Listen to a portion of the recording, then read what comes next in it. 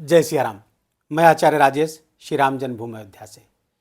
प्रिय दर्शकों, 13 फरवरी 2026 को आत्मा, आत्मबल, सफलता, उच्च पद प्रतिष्ठा के कारक ग्रहों के राजा सूर्यदेव आध्यात्म और गूढ़ ज्ञान की राशि कुंभ राशि पर जाने वाले हैं और यहाँ पर वो रहेंगे 15 मार्च 2026 तक, लगभग एक महीने अपने शत्रु शनि की राशि पर अपने परम शत्रु राहु के साथ विराजमान होंगे।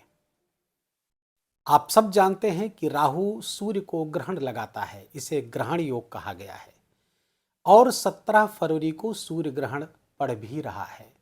भय, भ्रम, बेचैनी, निरंकुशता आदि के कारक ग्रह राहु की छाया राजा पर पड़ने वाली है। राहु और सूर्य जब इकट्ठा होते हैं तो सत्ता में निरंकुशता पैदा होती है, जनता में असंतोष पैदा होता है गलत नीतियों के कारण, और ये सब अधिक मात्रा में बढ़ सकता है। जनता में असंतोष के कारण जगह जगह ऐसी घटनाएं हो सकती हैं जो सत्ता को उखाड़ फेंकने के लिए तत्पर हो सकती हैं। उसके लिए कई तरह के संधियां हो सकती हैं, कई तरह के नेक्सस बन सकते हैं और विदेशी षड्यंत्र का भी हाथ इसमें होगा, जिसके कारण सत्ता अस्थिर करने का प्रयास किया जा सकता है। राहु जब सूर्य को एक्लिप्स करता है, सूर्य के साथ बैठता है, तो दो चीज़ें प्रबल करता है। एक तो अहंकार को बढ़ा देता है, फाल्स ईगो बढ़ जाता है, और दूसरा अति आत्मविश्वास या हीन आत्मविश्वास, आत्मविश्वास की कमी या अति आत्मविश्वास या आत्मविश्वास की अधिकता, ओवर कॉन्फिडेंस बढ़ा देता है और ये दोनों स्थितियां खतरनाक होती हैं। बैलेंस अप्रोच आवश्यक है। वृषभ राशि के जातकों के लिए सूर्यदेव चतुर्थ स्थान, सुख स्थान के स्वामी होकर के 10वें स्थान पर गोचर करेंगे। मैंने पहले बताया कि 10वें स्थान पर कुंभ राशि है और ये सूर्य की शत्रु राशि है, लेकिन यहाँ पर शनिदेव ठीक आगे गोचर कर रहे हैं तो थोड़ा सा तटस्थता के भाव में रहेंगे शनिदेव, लेकिन राहु के साथ तो रहेंगे ही। और 3 नक्षत्रों पर गोचर करते हुए धनिष्ठा, शतभिषा और पूर्वा भाद्रपद, इन 3 नक्षत्रों पर भी गोचर करेंगे सूर्यदेव, जिसमें शतभिषा नक्षत्र जो राहु के स्वयं का नक्षत्र है उस पर 19 फरवरी से लेकर 3 मार्च तक रहेंगे। लगभग 13-14 दिन का ये जो कालखंड होगा ये ज़्यादा खतरनाक हो सकता है। सूर्य ग्रहण का प्रभाव भी इसी कालखंड में बना रहेगा, क्योंकि लगभग एक पक्ष तक सूर्य ग्रहण का प्रभाव भी रहता है। तो इस कारण से समस्याएं वैश्विक स्तर पर तो बढ़ती हुई दिख रही हैं, इसमें कहीं कोई दो राय नहीं है।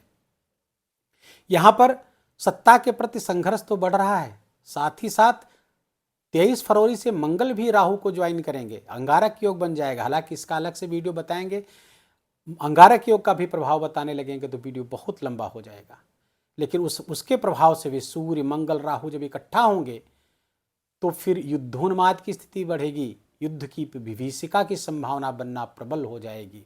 विश्व एक नए वर्ल्ड ऑर्डर में आने वाला है, विश्व में एक नई व्यवस्था पैदा होने वाली है, क्योंकि मीन राशि पर शनि और राहु के साथ सूर्य, ये सब मिलकर के खतरनाक संकेत कर रहे हैं।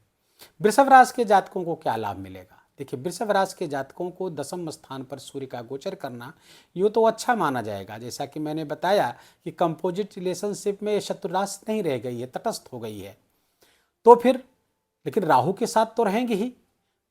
इसके कारण से आपका अपने बॉस से, अपने उच्चाधिकारी से कॉन्फ्लिक्ट हो सकता है, लड़ाई झगड़ा हो सकता है। तो बॉस से या कोई भी अथॉरिटी फिगर जो आपके हैं उनसे बच के रहें, उनसे लड़ाई झगड़ा मोड़ न लें। आपके खिलाफ ऑफिस में षड्यंत्र हो सकता है, उपलब्धियां भी आपकी बढ़ेंगी। आपका आउट ऑफ द बॉक्स जाकर जो चिंतन है वो आपको लाभ तो दिला रहा है, कार्य क्षेत्र में लाभ दिलाएगा, कार्य क्षेत्र में आपको एप्रिसिएशन मिलेगा, कार्य की सराहना होगी, लेकिन अपने अधिकारियों से लड़ाई झगड़ा या किसी षड्यंत्र के आप शिकार हो सकते हैं। वृषभ राशि के जातक थोड़ा सा यहाँ पर सावधानी बरतने की आपको अधिक आवश्यकता रहने वाली है।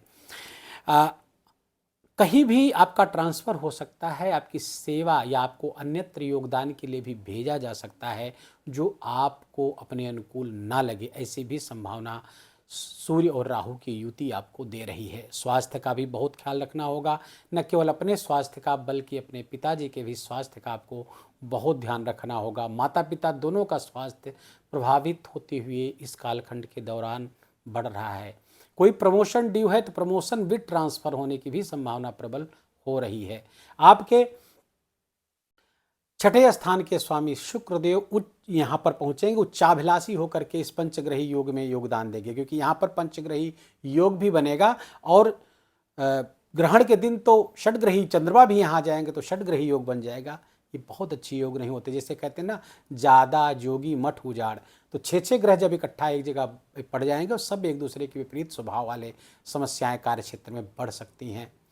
अपने कर्म पर बहुत फोकस करना होगा, राइटियस पाथ आपको चुनना होगा, शुभ कर्मों को करना होगा, छुप के किसी काम में नहीं इन्वॉल्व होना है। ऐसे काम जो छुप के किए जा रहे हों, गुप्त तरीके से किए जा रहे हों, पर्दाफाश होने की संभावना हो सकती है। गलत काम का खामियाजा भी भुगतना आपको पड़ सकता है, इसलिए बहुत सावधान रहने की आवश्यकता है कार्य क्षेत्र में, क्योंकि आपका कार्य क्षेत्र ही, कर्म स्थान ही एक्टिवेट होगा। इस समय सारे ग्रहों का फोकस यहीं पर होगा। देवगुरु बृहस्पति की दृष्टि यहाँ पर आपको संभालेगी, आपको बचाएगी, आपको ज्ञान देगी, आपको प्रोटेक्शन करेगी, लेकिन आपको अपनी तरफ से भी बहुत सावधानियां बरतने की आवश्यकता यहाँ पर रहने वाली है। अपनी योजनाएं, अपनी बातें बहुत गुप्त रखें, खासकर अपनी प्लान्स किसी के साथ शेयर न करें, अन्यथा नुकसान होने की भी संभावना बढ़ सकती है। राशि के स्वामी चूँकि दशम आएंगे तो कुछ जो भी लोग मीडिया से जुड़े हुए हैं, सोशल मीडिया इन्फ्लुएंसर वगैरह, उनके लिए लाभकारी स्थिति बनती हुई दिख रही है। चरित्र का थोड़ा ख्याल रखना होगा, डिफेम होने की संभावना बन सकती है। यदि आप राजनीतिज्ञ हैं, नेता हैं, सरकारी पद पर हैं, उच्च पद प्रतिष्ठा धारण करते हैं, न्यायपालिका से जुड़े हुए हैं, तो आपको और भी सावधान रहने की आवश्यकता है। इमेज डेंट होती हुई दिख रही है, इमेज पे धब्बा लगता हुआ दिख रहा है। वृषभ राशि के जातकों को ये सलाह दी जाती है कि पूरे 1 महीने 15 मार्च तक जो उपाय बताए जाएं उसे ध्यान से सुनिए और उसे करिए। पहली बात, सूर्योदय के पहले उठें, गायत्री मंत्र का जप, सूर्यार्घ दान और आदित्य हृदय स्तोत्र का पाठ अनिवार्य रूप से करना ही होगा। आत्मबल यदि आपका बैलेंस रहा, बढ़ा रहा, आने वाली परेशानियों को आप अपने से हटा देंगे।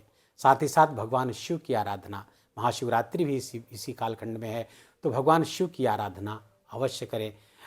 महामृत्युंजय का जप या फिर आप ओम नमः शिवाय का जप, सांब सदाशिव इस मंत्र का जप, जो भी हो सके आप अवश्य करते रहिएगा, ताकि आप ग्रहण के और इस ग्रहण योग के दोनों प्रभावों को अपने से दूर कर सकें, मिनिमाइज कर सकें। केसर का तिलक माथे पर और नाभि में भी लगाइए, लगभग 1 महीने तो लगाइए। इससे गुरु का प्रोटेक्शन बढ़ेगा, ज्ञान बढ़ेगा, सूर्य भी अच्छा होगा। वीडियो को यही विराम देंगे। वीडियो अच्छा लगा हो, आपके काम का लगा हो, मेरा बोलना आपका सुनना दोनों सार्थक हुआ हो, तो कृपा करके इस वीडियो को लाइक करिएगा, अपनों के साथ शेयर करके उनको भी इसका लाभ दीजिए। कमेंट में जाकर जय सिया राम लिखना बिल्कुल भी मत भूलिएगा। मेरा विशेष निवेदन, विशेष आग्रह आपसे। चैनल पर नए हैं तो इसको सब्सक्राइब कर लीजिए, बेल आइकन की घंटी दबा लीजिए और अपना बहुत बहुत ख्याल रखिए। जय जय सिया राम।